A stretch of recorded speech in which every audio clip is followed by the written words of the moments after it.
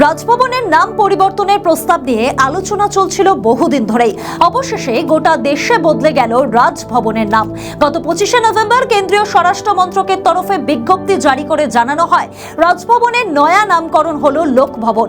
গোটা দেশে রাজভবনের নাম পাল্টে লোকভবন করা হচ্ছে। ঔপনিবেশিক আমলের ছাপ সরিয়ে শনিবার এই পরিবর্তন শুরু হলো পশ্চিমবঙ্গ দিয়ে। নতুন নাম সম্বলিত ফলক বসালেন রাজ্যপাল সিবি আনন্দ বোস। তার গাড়িতেও রাজভবনের পরিবর্তে লোকভবন স্টিকার লাগানো হয়। রাজভবনের সরকারি এক্স হ্যান্ডেলের নামও বদলে দেওয়া হয়েছে লোকভবন। সেখানে বিবৃতি দিয়ে বলা হয়, প্রধানমন্ত্রী নরেন্দ্র মোদীর অনুপ্রেরণা বিকশিত ভারত গড়ার লক্ষ্যে সর্বসম্মতিতে দেশের সমস্ত রাজভবন এবং রাজনিবাসের নামকরণ লোকভবন এবং লোকনিবাস করা হলো। এদিন রাজ্যপাল বলেন, রাজ্যের মানুষের সঙ্গে আলোচনা করেই এই সিদ্ধান্ত গৃহীত হয়েছে। আজ থেকে আর রাজভবন নয়, লোকভবন। লোকভবন হিসেবে কাজের ক্ষেত্র আরো বাড়বে।